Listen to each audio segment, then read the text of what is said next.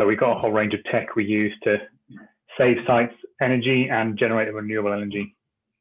And our other big piece is not just about the environment, it's also about social benefit as well. That's one of our core goals, is to use these community projects to bring the community together and deliver benefit to that community. So our main thrust of doing that is through our Energy Cafe service. So that, what I mean by Energy Cafes is we host stalls at community centres and we provide free advice on how people can reduce their energy costs and energy use. And this is targeted at people who are in fuel poverty to try and help them alleviate that and look at ways they can save money and get grants and benefits and so on. And that's my quick, slides are wheeling all over the place. Yeah, and we've also lastly, with the Devas Club, so we did a project there already in the past, and with them, because they're a youth club, we've also done eco games. So that's a kind of a edutainment type thing where we can help educate the kids about climate change and get them inspired to be involved and be sustainable themselves. Great, thanks Tim. That's a good introduction to Crew. So I accidentally jumped ahead a slide or two, but before we go on to the next slide, I just wanted to let everyone know that we're recording the session and we're going live on Facebook if I've done it correctly. So this will be available for people to see afterwards and look back at any of these slides if you'd like to. So thanks Tim. I'll move on to the next slide. And this is over to Alex to explain a little bit more about what community energy is. Thanks, Amy. So for those of you that are new to community energy, what is it? Well, first of all, it can be any project that self-identifies as a community energy project, and this could be through reducing carbon emissions through energy efficiency projects, or renewable energy projects, or renewable heat projects. You're getting a bit trigger happy again, Amy. Calm down, all right? I know it's exciting. We've launched our first share offer. So, and also we fuel poverty and community engagement projects as well to help educate and accelerate the shift towards a sustainable energy future. Now, as Tim referenced in his introduction to us, we are standing on the shoulders of giants that have gone before us. So, you know, a decade ago, the first community energy project happened in the UK, and it set up to do a community-owned wind project. Subsequently, since then, we've had solar projects on the scale of wind farms owned by the community. And then we've also have projects like you can see on the left of the slide, my left, which is one of our projects in Islington. So they can be all different sizes and shapes, but essentially the umbrella they come under is community energy. So we have getting on for 250 groups like us in the UK, and we've seen millions and millions of pounds being invested by good people like yourselves to help these community energy projects happen, which means it's democratically owned, and it's also helping towards the decentralization of our energy grid. So next slide, please. So just to bring it down from a bit of a national context, across community energy in London, we're one of the founding members of Community Energy London, which has about 30 active groups. And we were a bit behind in London compared to the rest of the country before we set up Community Energy London, because it's a lot more difficult, funnily enough, doing projects in London than it is if you've got a nice big empty field to slap some solar on and for sheep to wander in between. We have things like commuters and tubes and, you know, different people owning different bits of the building or the roof. So it's difficult to do, but it's not impossible. And groups like us and our fellow members within Community Energy London have shown that it's possible to do these projects. And so far we can actually count ourselves towards some of these activities. But this is the first time we're going to do a project that's funded from doing a community share offer, which I'll say a little bit more about later. So back over to you, Amy. Yeah, thank you. Sorry again for me disappearing on all of those slides. I will get the hang of it probably 2/3 of the way through the session, but hopefully before. Hey, we're volunteer powered and we're all learning it all of the time. So I'll just go, the next slide is actually about community share offers, so maybe that would be a good segue for you to go on to that, Alex. Oh yeah, I forgot we moved it around. So, pretend that didn't happen. What is a community share offer? Well, because of our legal structure, where we're a registered society for the community benefit, we can actually have a community share offer, which is very different from a share offer float done through the stock exchange. It's all investors' risk, but what is it? Well, we set up the project, and then we can go, in our case, we're doing a community energy project, but there's been lots of other community share offers, like for refurbishing historical buildings to all sorts of wild and wacky things. But in the case of community energy, what happens is we go to you and ask, we want to do this project. Who wants to invest and help us do that and become members of our co-op? So then once we've got the money, we can install the renewable energy and do the projects on the local buildings. And then this generates several forms of income. So we've got a community benefit fund it contributes for, and then we will every year look at having the surplus and what annual interest payment for shareholders for this. For our community project, we have a target of paying 3% interest, which will then allow our very conservative business model to work and everything to wipe its own face financially. And it will also pay towards the administrative costs. And then once you've invested with us, you then become a member and you join the crew. So our AGM, for the major decisions, we can have a vote towards that. And it doesn't matter whether you've bought 250 shares or £5,000 worth of shares. It's one member, one vote, because it's a democratic organisation, and we adhere to the 7 international cooperative principles. And we also have directors that are voted in at the AGM or co-opted throughout the year for specialist skills and can get more involved with the running of crew on a more day-to-day basis, as well as having lots of volunteer members as well. So that's, in a nutshell, a whistle-stop tour of what a community share offer is. Great, thanks, Alex. I think that covers the basics for me, especially considering a lot of people on here won't have ever even heard of a community share offer before they heard of crew. So that's great. So we've heard the more generic version of community energy there. So now let's move on to a more specific context as Toby talks a bit more about us and what we do and our share offer. Good evening, everybody. Thanks for giving up your time. So I think we're going to start with a little bit about what we've done so far, just to give you a bit of confidence that we do deliver these projects. So Tim spoke about our first project at the Doddington Rollo Community Association, and that was in 2017. Then Devas Club. The good thing about this particular thing is this is our 3rd intervention with them. So we've already installed LED lighting and a building management system. And what's a building management system? That is heating controls on every single radiator, be able to zone areas and manage it all for a booking system, so they can actually control the whole building remotely if they need to, which with COVID at the moment is very, very useful. We then won some funding up in Islington for 3 charities: New Unity, Islington Sea Cadets and Parent House.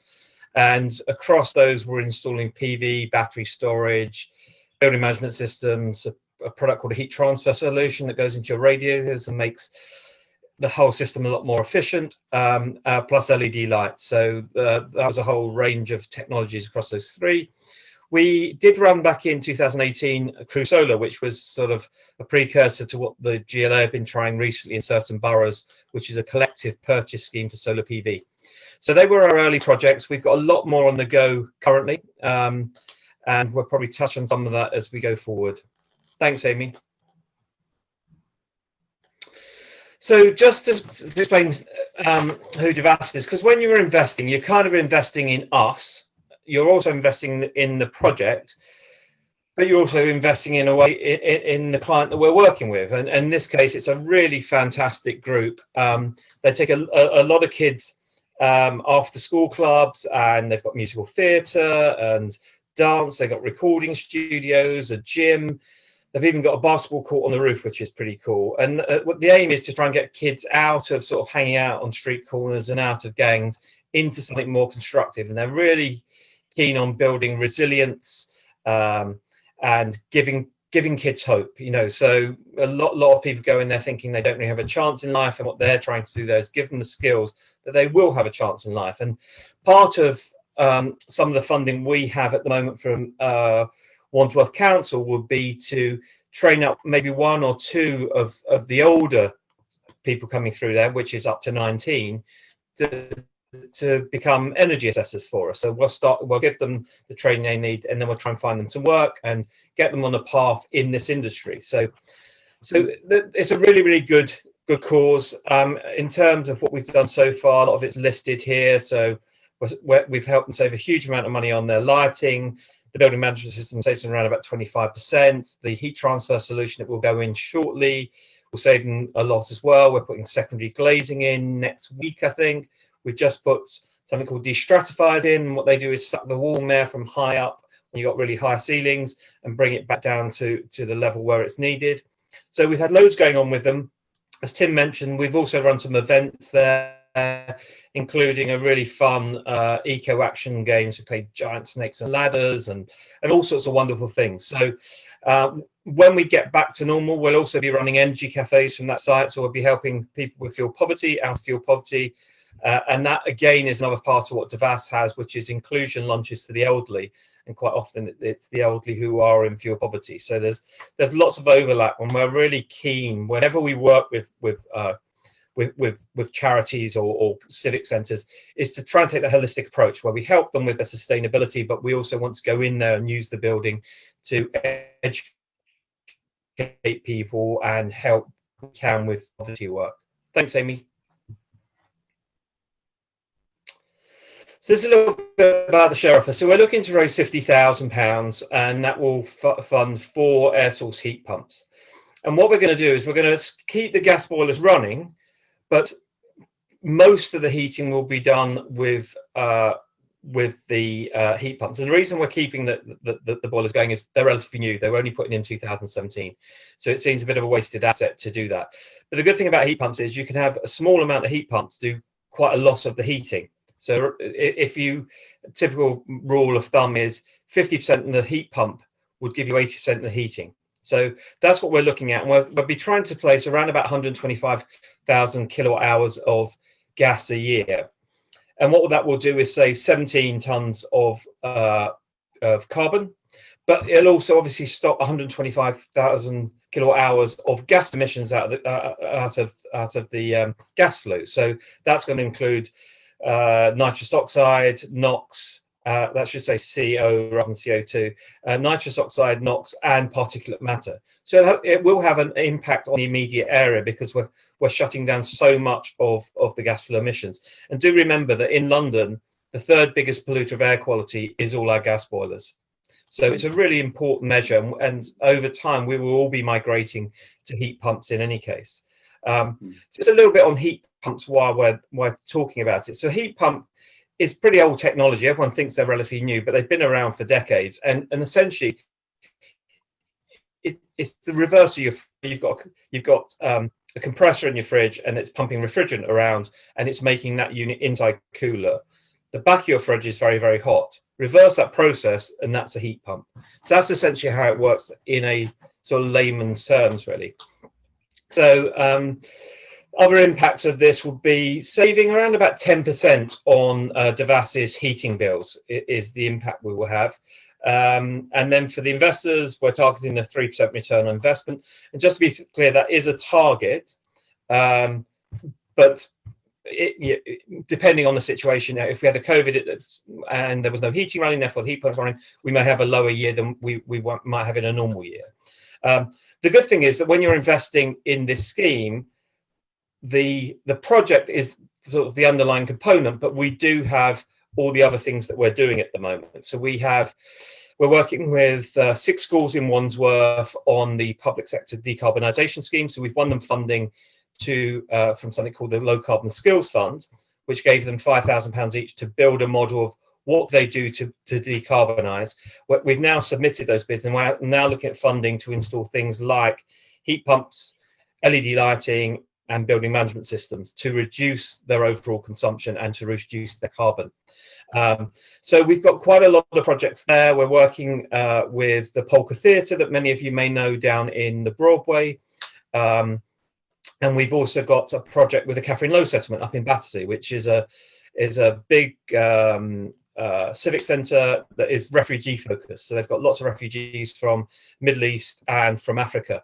So we're very excited about that, because that's a really hard community to outreach to, but a lot of those people will be in fuel poverty. So then that marries up to that holistic approach we talked about earlier, where we can get into that unit, start training up maybe some of the ladies who come to the site, and then they can reach out to their communities and help them with fuel poverty. So that's pretty much it on the project. Next slide, please. The next slide's for Alex, I think. So we're going to talk a little bit more about how our fuel poverty outreach will be funded by the share offer. So Tim gave you a synopsis of what an energy advice cafe is. So this is my opportunity to just explain a little bit more about how we have a further social impact of using a little bit of any surplus generated towards doing our community outreach projects. One of which we've been really successful with is doing energy advice cafes. This is where we pop up in locations or at events where we know that people will be going who might be at risk of or in fuel poverty. This could be people that are vulnerable in some way. This could be there's under fives in the household, or they're over 60. There's a long-term health condition or a disability, or even people on low incomes are vulnerable to being charged more and having to make choices between heating and eating. And in the 21st century, very rich country, we shouldn't be having people die every year of cold-related illnesses, but this is what we see because our housing stock is so atrocious and people don't realise they're risking their health by not putting the heating on. So this is where we come along and we work with clients directly, like we're about to do in that photo there with some of our volunteers. And we help people in a variety of practical ways and give them friendly, impartial advice about getting a better deal on their energy tariff, dealing with energy debt, and arranging a home energy survey with one of our partners called Thinking Works that have been going about 10 years that cover the southwest of London. Now, during this period of lockdown, we've actually seen a difficulty in doing community-based energy advice. So it's switching to being on the phone. So we can help people over the phone in all of these ways. And currently we're training up a batch of new volunteers to be specialist telephone energy advice champions. And from doing this, we can help people initially with their what's causing them the most pain. It could be worry about how they're going to top their prepayment meter up, or they've not been able to pay their energy bill for the last couple of months. So we can help them in the immediate situation, but we can also then do it deeper and more meaningful long-term support to access funding to get things like cavity wall and loft insulation for free through an eco scheme. We can even refer them to the Green Homes grants, depending on their financial circumstances.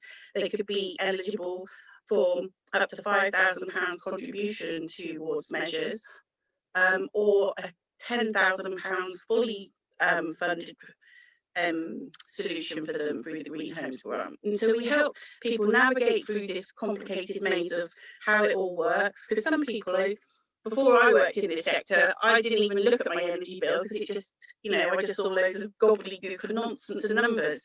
But we help demystify people energy bills with them, and then help them feel like they can take action to get a better energy deal for themselves. Hopefully, in the meantime, freeing up more money for crazy things like food, but also encouraging energy efficiency behaviours and measures that they can also install themselves or change their behaviour and do things differently.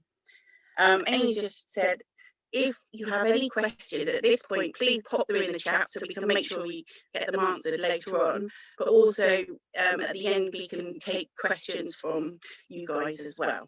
So we've got energy cafes going on historically, and we've helped about 750 households across the borough. And in the future, we've got several more plans, some of which will be directly related to as an output of this project that hopefully you will help us fund get invested. Thank you. Thanks, Alex. I can see we've got a couple of questions coming in already. So I'll just move on to the next slide.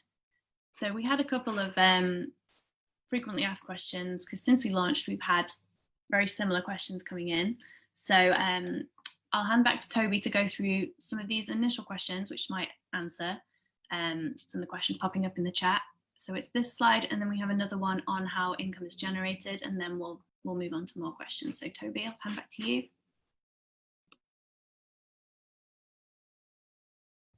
Thanks, Amy.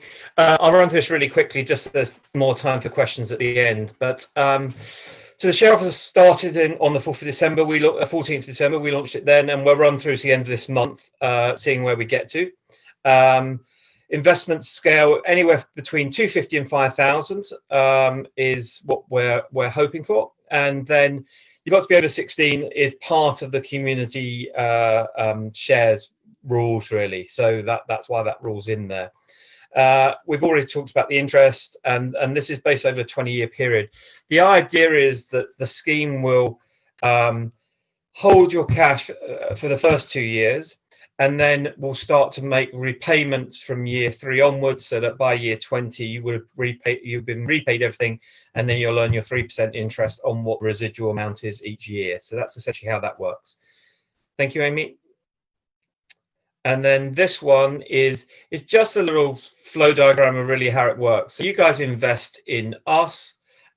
We then install the air source heat pumps, and then we get income from 2 sources. We get income from the sharing on the savings with Devas Club. So they'll save 10%, but we'll also earn some money, which works out about £0.015 per kilowatt hour that we actually generate for them over the life cycle of the project. And then we also receive something called Renewable Heat Incentive, and that is a government subsidy that is available both to domestic homes and to commercial homes. The commercial home one is finishing at the end of March. Worst case scenario, we may have to pre-qualify for an extension on this project. We're hoping to get the heat pumps installed before the end of March. And that pays out, I think it's about 2.75 pence on the commercial deal for every kilowatt hour that is generated for the next 20 years, index linked over that period, that uses CPI inflator. And that's where the 2 income streams come from. One bit from Devas and 1 bit from the RHI.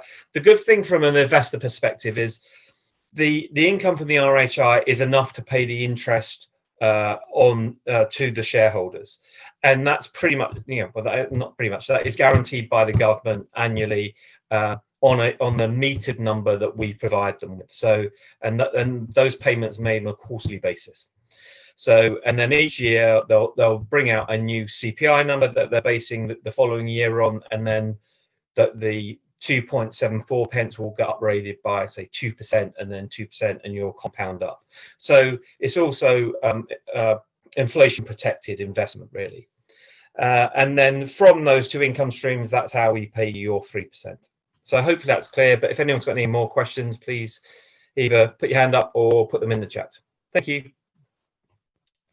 Yeah, I've got a few questions coming in on the chat now, so I'll wait for a few more to come in just in case lots of people have the same question. But Katie, should we take the presentation down? Do you want to take them? Yeah, I'll stop sharing and then we can move on to questions. That's great, and we can. So I will unmute Katie for now if she's ready.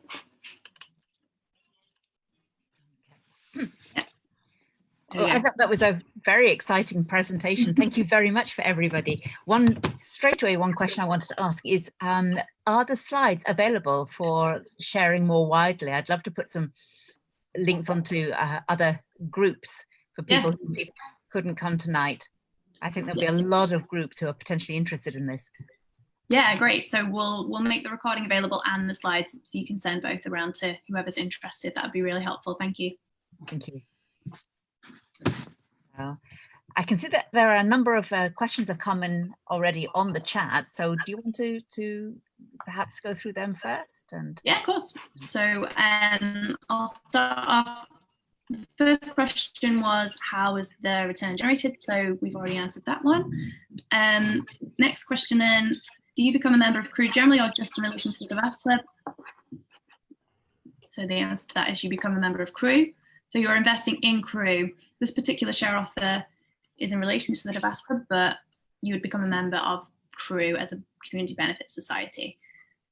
Then question, can you sell the shares? And is this more like a charitable donation than real shares? So I'll pass that on to Toby. He's more the finance man. No, it isn't. I mean, you are getting return on investment. You are a shareholder. I mean, there are certain controls, like the directors have to agree to you selling your shares back to us. The interest payments and the repayment profiles are kind of set up by us. So it is relatively restrictive, but obviously the upsides are that you are reducing carbon in the local environment, you're helping a local cornerstone charity. So there is a social element in that investment for sure, but it is also a fairly solid investment. You know, we've done the work, and if you look at the risk questions, you'll see, and I talked earlier about the fact that the RHI pretty much covers the 3%, but you're not investing in just this heat pump, you're essentially investing in us. And we have lots of other projects going on. So that should give you comfort about earning your return on investment each year. Hopefully that answers the question. Yeah, and then the other one was, can you sell the shares? Yeah, you can. And again, that gets back to, we have to be able to have enough income to buy you out. And part of the raise, we will have a couple of £1,000 buffer for people who do need to liquidate quickly. And what we do is hold an extraordinary board members meeting to discuss it and whether we can afford to pay those shares back out. And of course, there's always going to be instances where people need to liquidate. The rest of it will then start to unfurl itself from year 3 onwards. So most investors will start get 1/18 of what they've invested back each year until the loan has been repaid, plus the interest that they're earning. Yeah, Alex has raised her hand. I think she wants to add something. Just to clarify, in case the person who asked the question was thinking, could they sell their shares to somebody else, you know, maybe after 1 or 5 years, that we can't do that. They're not transferable in that way, just to make sure that was clear. Thanks. Great, thanks, Alex. And just to add to that, but obviously, if you wanted to introduce us to somebody and say, I want to sell my shares, these guys want to buy shares, we would be most grateful for that to happen. Yeah. Perfect. Okay, next question's from Alban. What's to stop a future government cutting the renewable heat incentive, and how dependent is this share offer on the renewable heat incentive? Yeah, good question. It's never happened. I mean, it would essentially be, this sounds all the more believable with some of the decisions being made on Brexit recently, but you know, generally UK's government's word is it bond, they've always stood by all the RHI payments that's been happening since 2011, I think, and they've always stood by all the feed-in tariff since 2011 and all the RHI since 2014. So we assume that a government has a contract with you, they will honour that contract. Yeah. But we are men, we don't have a crystal ball. A good example is the feed-in tariffs, though, because they reduced the returns on that a few times, but they honoured the contract they gave with you whenever you first got the feed-in tariff. So if you got an earlier feed-in tariff, your rate wasn't reduced when they reduced for the people.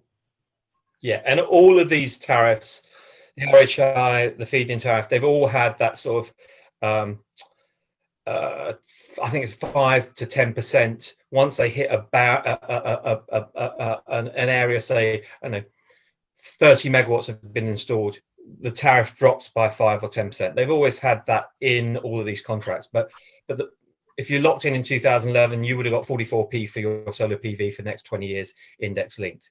You know, likewise with this, that will stay at 2.74 index links, no matter what happens there afterwards to the tariff.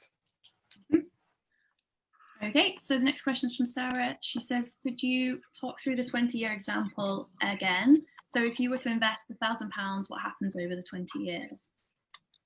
Yeah, so what would happen is in the first 2 years, we would pay you interest on your £1,000. So you would get hopefully £30 a year back in those first 2 years.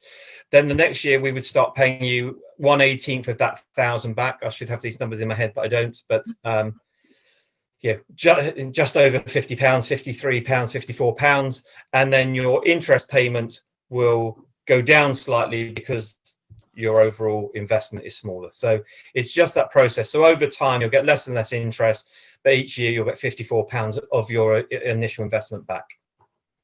£5.50. Oh, well done, Techie Tim.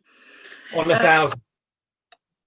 The other thing is, if you wanted, for whatever reason, after 5 years, there's been some reason that you want to free up whatever you've invested with us, you can ask us to withdraw that money every year if you would like to.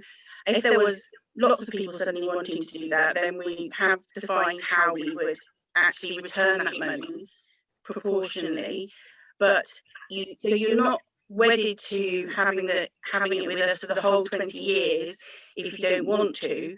However, our business model is actually based on returning the money as well. So, we've got that built in. So hopefully that explains it a bit more.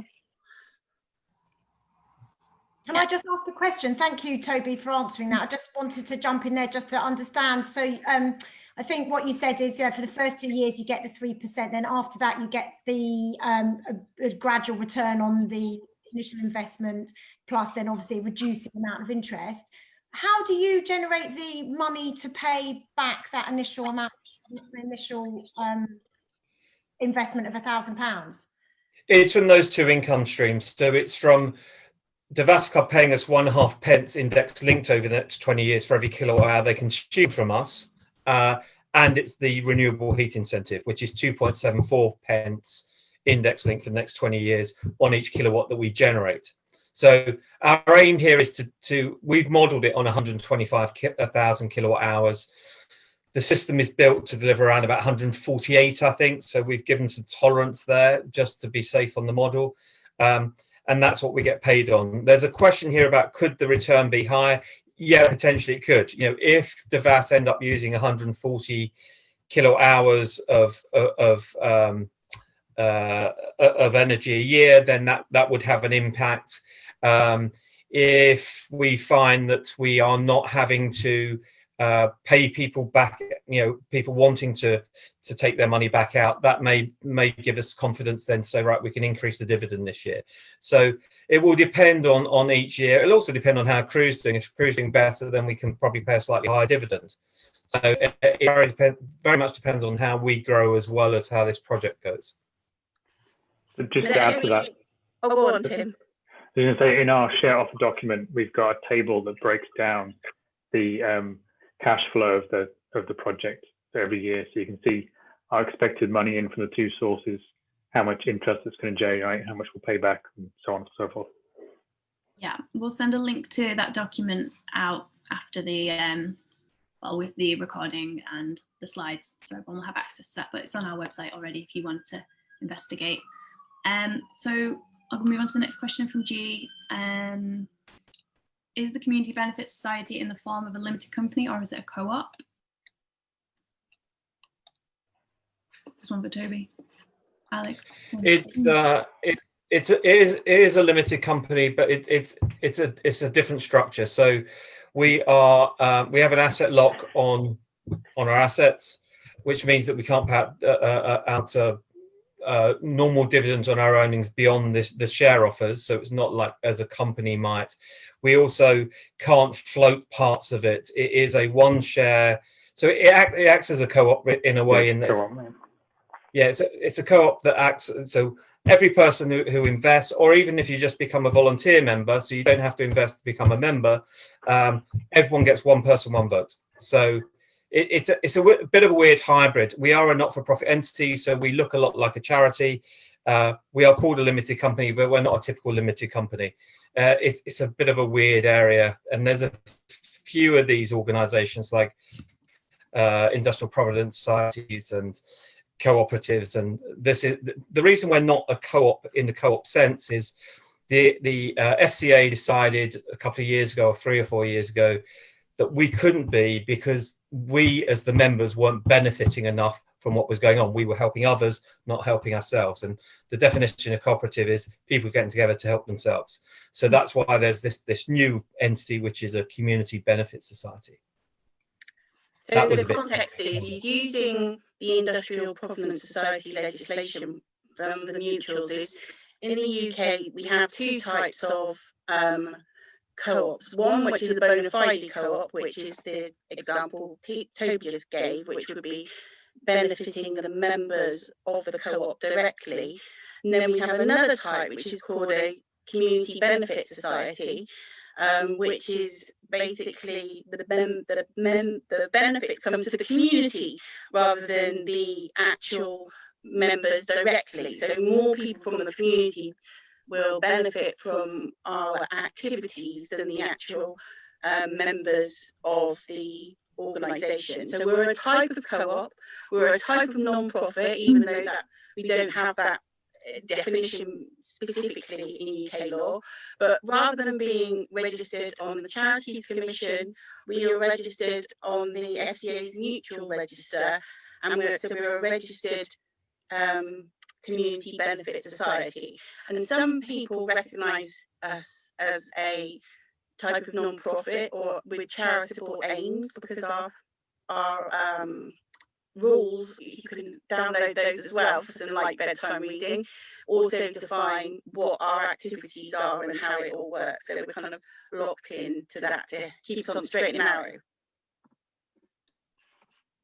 Great, thank you very much. Next question, what is the RHR? Is that something separate, or did you mean the RHI, the Renewable Heat Incentive? So I think Toby went through that a little bit. It's a government subsidy that you get on renewable heat.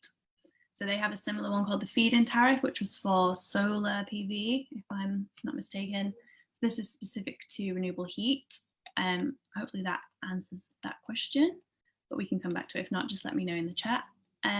We covered chance of a higher return. Lee asks, are you thinking about where you're buying your solar PV from? I assume that you mean heat pumps, so the suppliers we're working with. If I could come in here. Yeah. Just because you talk about the investment is for the wider organization, and please do not take this as a critique, because I suspect that this is a sector-wide problem. Are you buying your solar panels that you bought from China? We're not using solar panels for this project. I know it's not this project, but the panels you bought before. Who's the tech person? Yeah.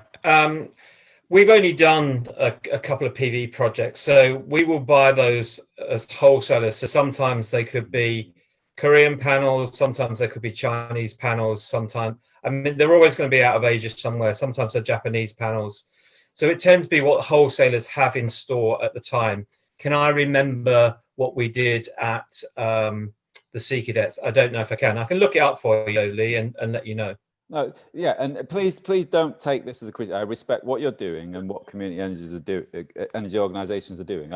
I worked with Community Energy England as an intern this summer. I don't know whether you're members. Yeah. I presented about the international aspects of climate change, and what we have, and I'm not going to preach it. I'll try to be brief. We have what researchers are calling a decarbonisation divide. And if people keep buying, and this is what I'm trying to speak to members about of community energy, is that we need to think about more than economics. And so I just wanted to check that. And I mean, I can speak to one of you maybe off this thing at more length if you'd agree with that. Maybe you, Toby, if you'd be up for that. Sure, surely. Yeah. And sorry, just, I don't want to hijack your stuff. No, and just on this particular project, with that in mind, actually, we'll be using Nibi heat pumps, which are from Sweden. So, yeah, for a number of reasons, but that being one of them. Okay, thank you very much. Sorry to... No problem. So Toby will get in touch with you outside of that. Next, are your investors from the London area? I live in Staffordshire. No, we can take investments from anyone. We've had some interest from one of our volunteers is currently in Poland, so we've had people interested from a different country even, so no problem if you're in Staffordshire. Just a quick bit on that. So one of our sister groups is BESCO, which is Brighton Hove, and they did a really good breakdown of where the money came from. And for them, people in the Brighton area around about, I think 30% odd, people in the wider West Sussex area took it up to about 60%, and then they had people from everywhere. So I think there was something around about 10% of people were from Ireland, Scotland and Wales, but they had people as far flung as Vanuatu, I think one of the investors was from. So it's incredible, and I think the international investors were around about 5%, just to give you an idea of a typical. It's amazing how international it can become. Yeah, and just to add, I'm a co-founder of Celsius over in South East London, and we've done 3 share offers raising over £500,000 now doing our projects over there. And it started off, we had more kind of UK wide and international members for our first share offer, with a mix of hyper-local, i.e. probably our friends and family and extended associates and people known to us that we could put a name to a face to. But then as we've gone on, the last share offer that we did, we had a lot more local and London-wide investors. So it's an interesting kind of flow of, you know, as people kind of pick up about this stuff and you get more active in the community, and you get that word of mouth effect as well. So it's an interesting one to look at. There's research done by the Community Shares Unit if that's of interest for further reference. Great, thanks everyone. So next question, if you exit or sell your shares, do you just receive the remainder of your investment? Can your shares add in value? Is that increase in value? So I guess that's for Toby, the question. I'm not sure if I followed the question. Say that again. So if you exit or sell your shares, do you just receive the remainder of the money you invested, or can your shares increase in value? Yeah, I mean, that's the other thing about community shares is they do not increase in value. They are the value that they are. So you will receive your repayment on that, and you'll receive your interest. But this is not a speculative investment. It's more like thinking about investing in a bond. You know, you'll take a bond and it will have a coupon rate of 3%. That's probably a better way of thinking of this than thinking of it as a share. Mm-hmm. Oh, and I've just remembered the point I was going to say earlier on about the interest rate. It isn't guaranteed. Every year at the AGM, we look at how things have been performing financially, and either by proxy or by indicating by post, or actually being at the AGM in person, although it might be on Zoom again this year, we can have a kind of ratification when we decide what level of interest to pay by the members about the forthcoming year's interest payment based on the previous year's performance.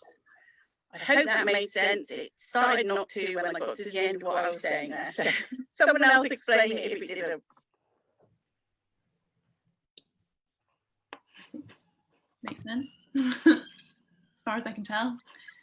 Not too many. You speak Alex, Amy, so not everybody does. Yeah, it's true. The translator comes in handy.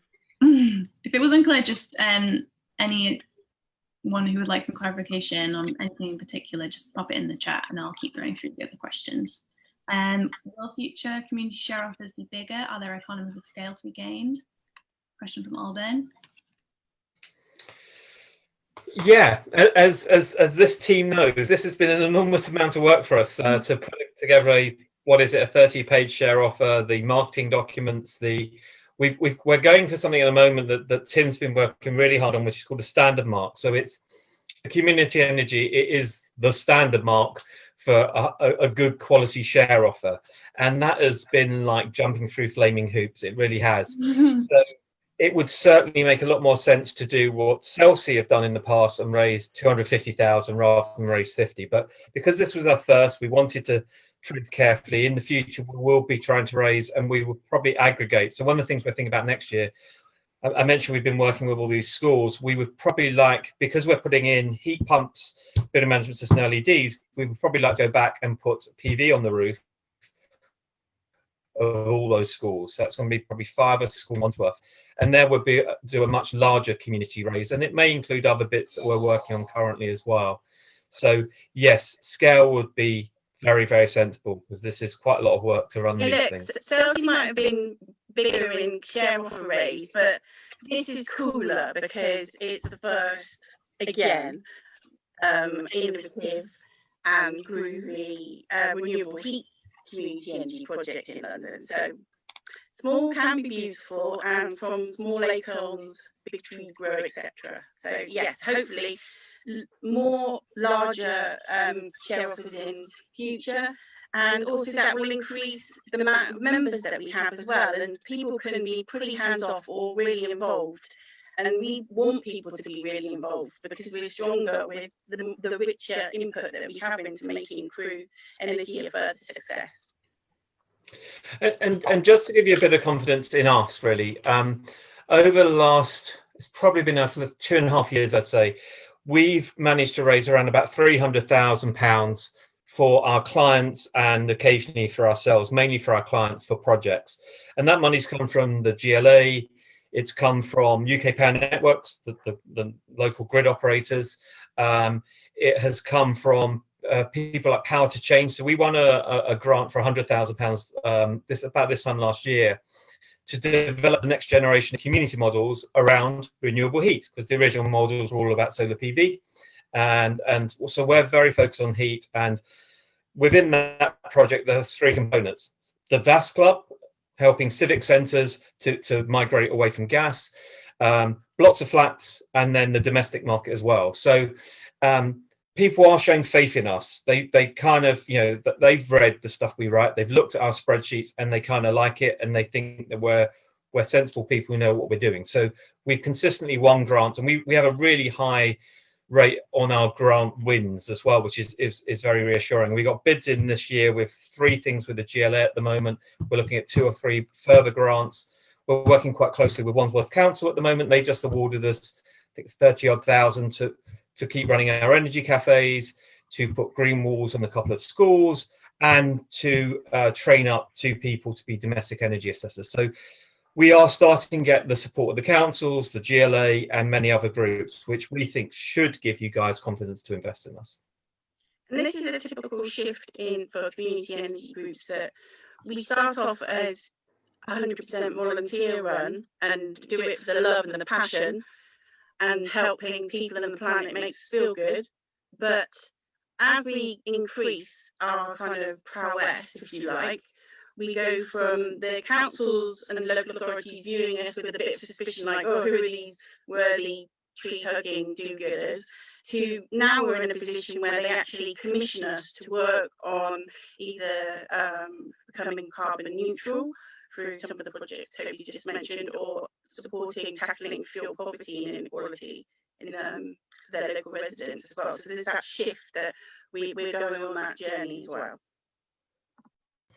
And just to add one more piece there, so we also involved with Merton Council in writing their climate emergency paper. So the component that is buildings and energy came from us and one other person who works at Peabody Trust. So So yeah, so we're doing quite a lot of work helping the councils realise what they've got to do. The next bit, I think, for not just us, but all of us as a broader, is to start pressurising the council. Say, okay, you've written your plans some time ago. What are you going to do to act on them? And that's where we would like more support, more members, so that we have a bigger voice, that we can start having more influence on the councils to start acting on that stuff. That's going to be really important over the next 2-3 years, because COVID's taken so much momentum away from this. We need to get that momentum back into these projects. Alex got a hand up. I have a question for everybody in the Zoom room. You know, what more do we need to explain to help you feel comfortable either investing or talking about this with other people that you think might be interested in what we're up to? Or what could we explain a bit more about that we could do with re-clarifying for you? Anything come to mind? Sarah? Thank you. First of all, I've said in my comment, but I think what you're doing is absolutely brilliant. So well done, everybody. And the presentation tonight has been amazing. I wish more people could see it. Hopefully they will, and I will do my bit to try and spread the word. For me, I'm really keen to get involved from a social and climate point of view. But what I found difficult to understand, and I'm not very financial, is what exactly it meant for the finances. So I think it needs to be really clear, if people invest £100, what that means, when they're going to get it back. Because as much as we want people to be investing for the good reasons, when it comes to money, a lot of people just want to know what that means for their money. So that's what I would say. I think it needs to be crystal clear what happens to the £100 and £500 that you invest.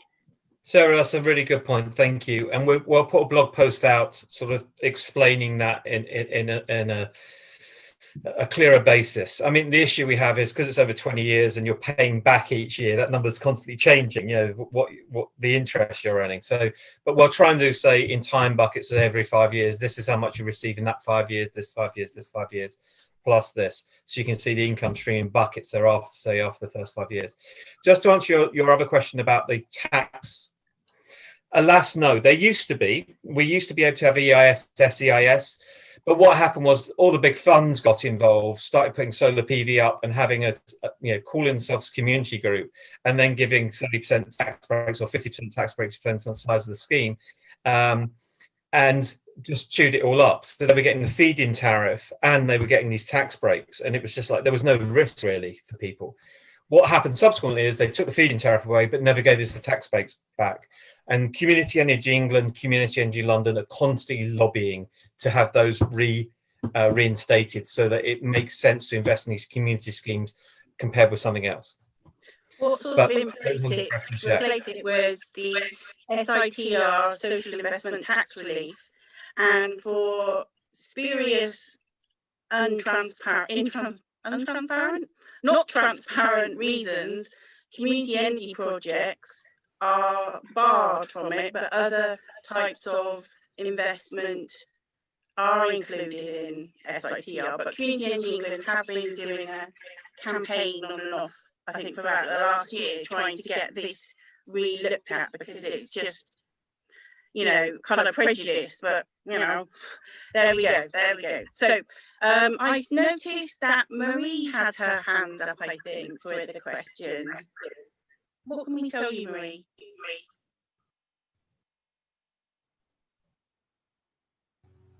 Hi. I live in Staffordshire, and I live in Cannock. Cannock Chase includes a town called Rugeley, and there's a project linked with Peel University doing a zero carbon project for the Rugeley area, and I'm sure they would be interested in an organisation like you sort of linking with them to talk about what's possible in the area. And also I'm a member of the Green Party, and we do talks. So last time we had a talk, there was about 30 people there. So I don't know if you're interested in doing something like that. I'm not sure when our next talk will be. It'll probably be just after you have your the end of your share issue or whatever. So I don't know. Do you do talks outside the London area? We do, yeah, and also we do quite a lot of mentoring as well. So and that's one of the big lovely things about community energy is everyone's always transferring skills. Like, you know, the fact that we have a Celsi founder as one of our directors in Alex is brilliant because they've got experience of raising $500,000. So it's lovely that Alex has come across to help us with this project and with our fuel poverty work, because she's one of the founders of all the fuel poverty work that happens in London. So we're always swapping and sharing services. I've been helping Power Up North London, an Islington-based community group, on some heat pump projects over the last few weeks. So yes, we're always very, very keen to transfer skills, share skills, and see how we can help other groups get started, give them advice. We are sort of posting blogs. We are writing up, say with our Next Gen project, we are constantly writing up the research we're doing and publishing that. And that's being made available to Community in London, Community in England, and via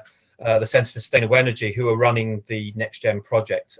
So there's a lot of information out there, and not just on our side of things, but on PV, EV charging, on solar PV, linking with batteries and with other technologies. There's an enormous amount that's coming out of the Next Gen project, and it's all made available for everybody. Right. Yeah. So where would I find that to actually put them on Zero Carbon Rugeley Facebook page? You know, just a link or anything. Can you send me that with an email? Are you sending some stuff to us after this via the emails that we've given? Yeah, we can send links right, Amy. to the share of a document and the registering to invest page links as well. Yeah. We're also on Facebook, so you can share our page on Facebook. And we will always, most of us will pretty much, our hobby is preaching the community energy message to anyone that will listen, frankly, wherever they are. However, it might be more energy efficient, see what I did there, if you have a look on the Community Energy England website, Marie, you might find a couple of community energy groups more local to you as well that are active.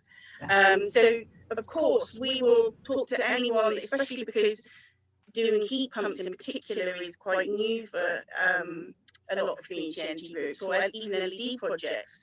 But there'll be community energy groups near you, because there's about 250 active ones registered. There's about 300-400 depending on, they said it was 500, but I don't believe that.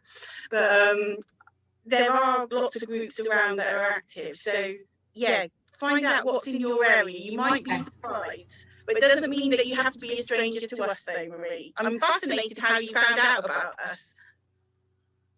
Oh, it was somebody on one of my friends, Facebook friends, from the London area, put it up on his Facebook, and then that's how I managed. But I'm interested in investing in organisations like yours as well.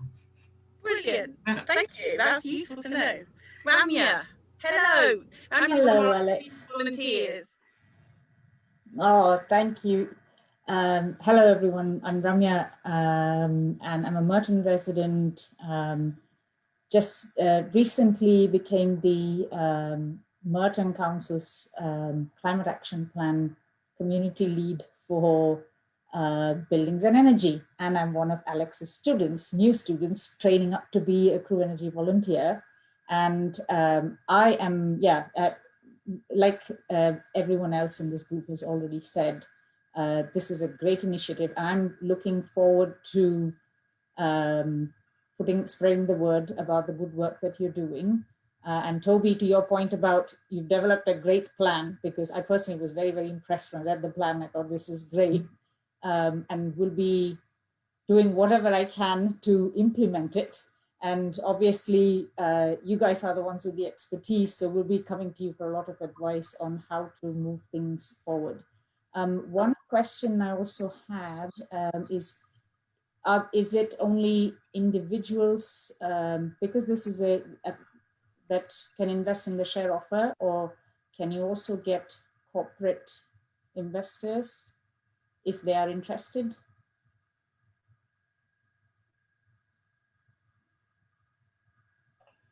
yes, we can get corporate investors. So corporations can become shareholding members of a community benefit society.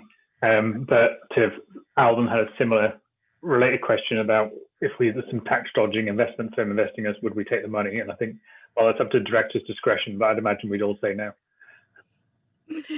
Yeah, good question, Ramya. It can be anybody and everybody apart from dodgy tax people. Thank you very much. And for example, with Celsey's investor members, I know that there's been another community energy group is one of our investor members, and also we've had a couple of political parties invest in us. However, that doesn't influence us to be politically minded towards their party in particular. We're very much agnostic in terms of political. The fact that we have to exist is a political issue, but the fact we're not sort of particularly wedded to one kind of doctrine or another. We clearly set out what our mission is and our values are. So yeah, we can have anybody and everybody, please. Thank you very much. Within reason. Okay, I think we just had a couple more questions. I'm conscious of the time, so I don't want to keep people too much longer. Just asked Sarah, maybe we answered this already. Is there any tax incentive to invest in a community share offer like this? Have we already? Yeah, we covered that one, didn't we? Yeah. Okay. Will the investment only go ahead providing you get sufficient commitment now to fulfill the Devas Club plan? Yeah, that's a good question. We are looking at a way of moving through the gears on this. So one thing is Power to Change, again, interesting enough, have a fund called the Community Share Booster Fund. So we're putting application into that, and they typically do match funding. So they will still expect a 3% return on investment, but there's a potential that we raise 25, they'll commit 25. We also have some bridge financing sitting on our books because we took out the bounce back loan.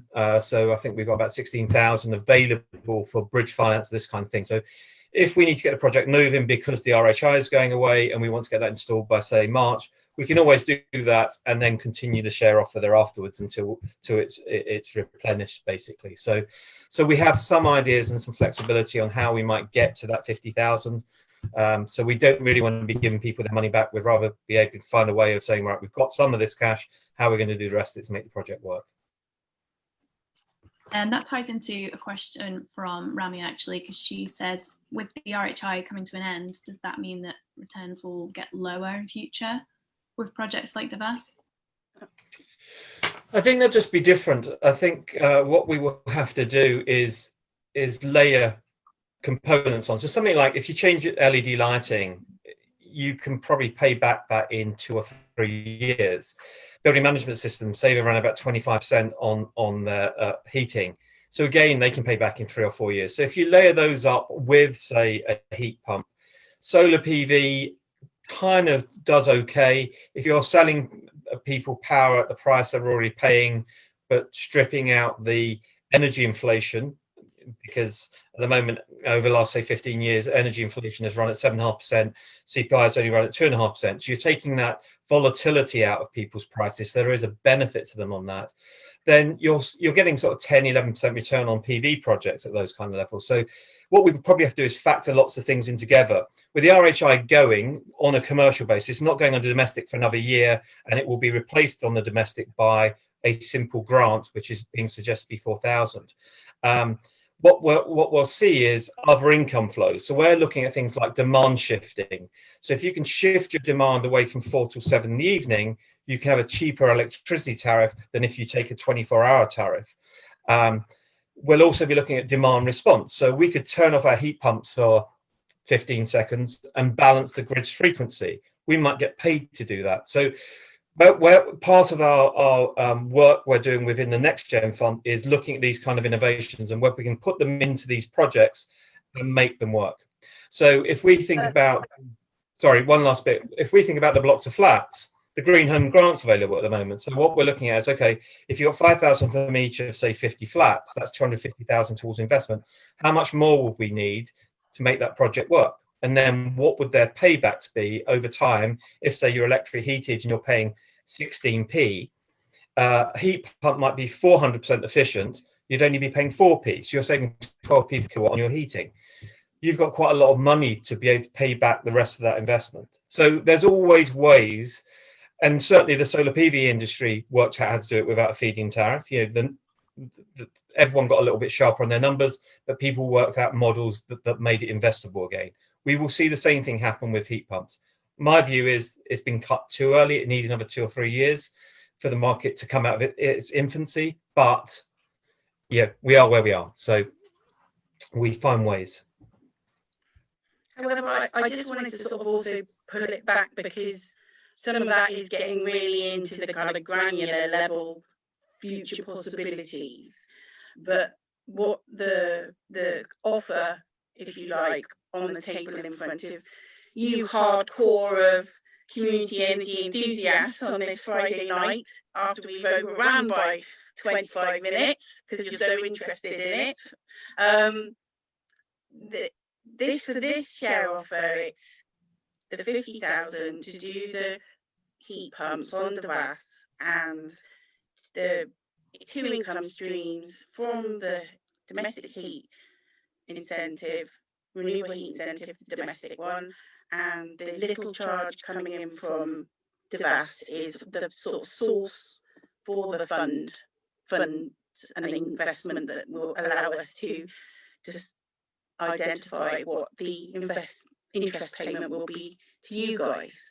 And I'm aware that we've got, you know, people on the call that are, you know, more knowledgeable than me on this level of things, and then other people, this, you know, might sound a lot like, you know, that was a lot of abbreviations and numbers and what was that all about. So hopefully we're kind of trying to keep it at an appropriate level to not lose anybody, but also answer your questions as well. But if we've gone too far the wrong way, just say, or drop us a line in any other way as well. We're here to answer questions anytime, basically.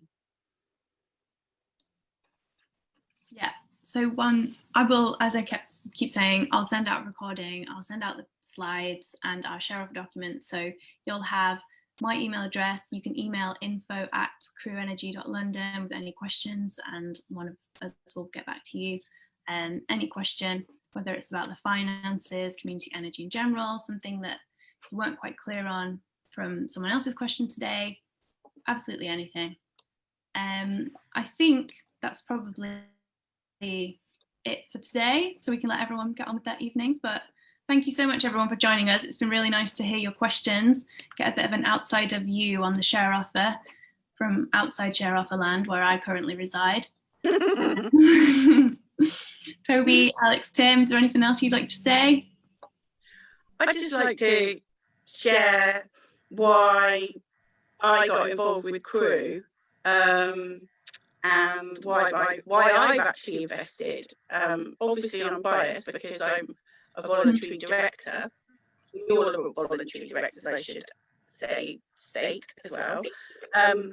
It's because we've got less than 10 years to shift to renewable sources and retrofit the hell out of all of our buildings. And, you know, when I look at my niece and nephews and think about what the planet's going to be like by the time, you know, they're adults, that's my motivation for doing it. And there is so much work that needs to be done across London that I couldn't just hide in my little corner in the southeast. So I've kind of adopted an honorary member, hopefully, of Southwest London now as well. And, you know, as cheesy as that is, you know, I see how this helps the people and the planet, and that's why I got involved with it, and I've been involved. So I just thought I'd share that. And I'd just like to say thank you so much for donating all of your time this evening. It's Friday night. I'm sure you would all be like rather drinking wine or something. So really good that you stuck with us right through all of this. That's very kind. Thank you for your time. I would say the same. Thanks for attending. Thank you for your time. Questions, we appreciate it. Thank you. That was really, really brilliant. Very exciting and inspiring. Great. Thanks, everyone. We're nothing without you lot. Thanks for coming in. Perfect. Well, thanks everyone. I'll let you all get on with your evening. Thank you. I like